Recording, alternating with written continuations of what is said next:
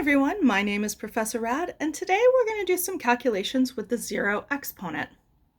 So we're going to start out with a calculator experiment, and we're going to use our calculator to complete this list here. So let's find 10 to the 0 power. So I'm going to do 10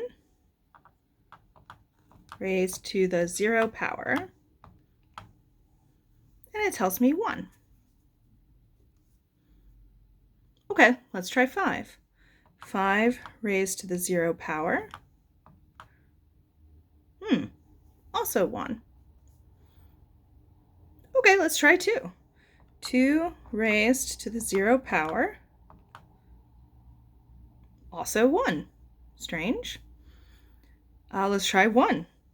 1 raised to the 0 power. 1. All right.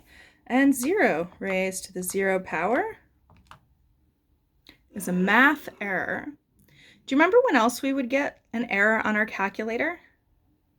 That was when we were trying to divide by 0. So, since we get that math error, this one is undefined.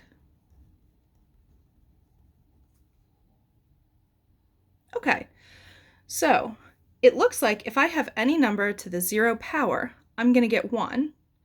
And if I have 0 to the 0 power, I get something undefined.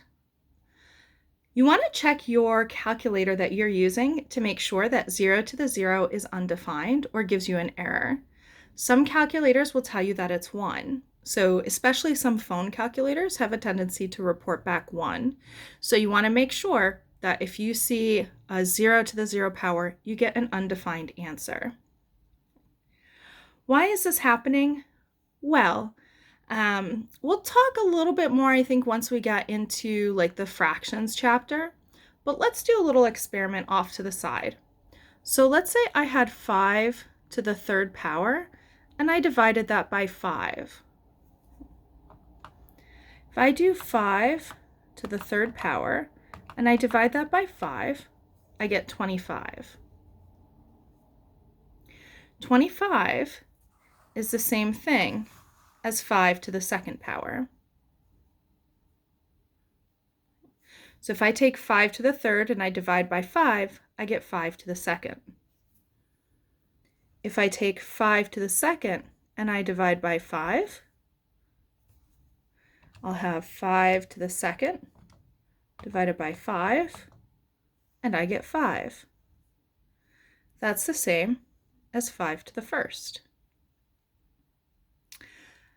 Let's do one bigger than 3 just to establish a better pattern here. So let's say I took 5 to the 4th and divided that by 5.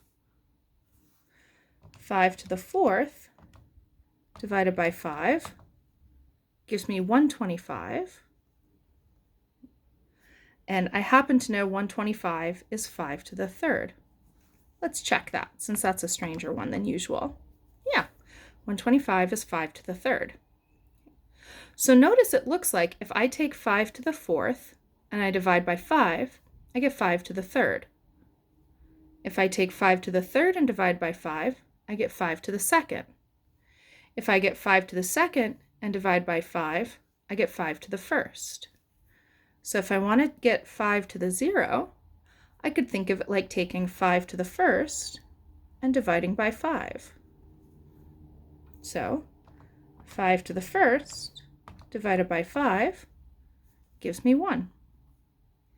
So that means 5 to the 0 is going to equal 1. The reason that this breaks with 0 is if you try to do 0 to the 1st divided by 0,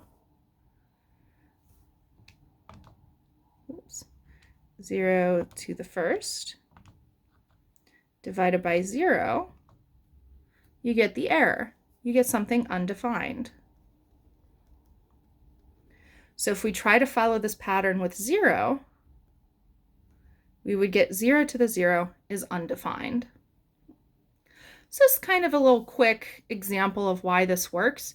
We could use any number other than 0 instead of 5 here, and we would still observe the same pattern. If you take 5 to a power, or a number to a power, and you divide by the number, you'll get the number to 1 less power. So that brings us to this theorem. Any non-zero number raised to the 0 power is equal to 1.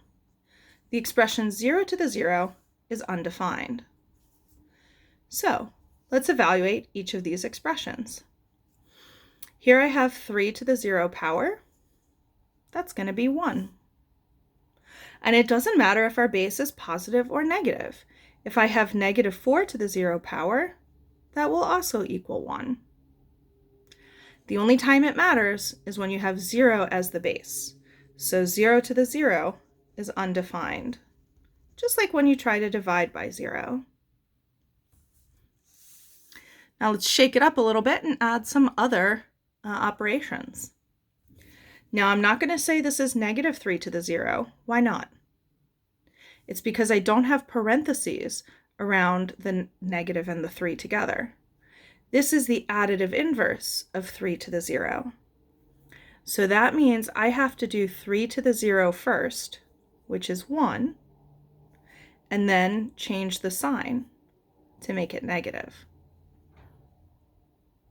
You can also think of this as negative 1 times 3 to the 0. So remember, when those parentheses aren't there, it makes a difference. On this one, we ended up with just a positive 1 because we had parentheses around the negative number. For this next one, let's follow our order of operations. We're going to have to do exponents before we do this multiplying. So 4 to the 0 power is 1. I'm going to bring along my 2 times. And 2 times 1 is 2.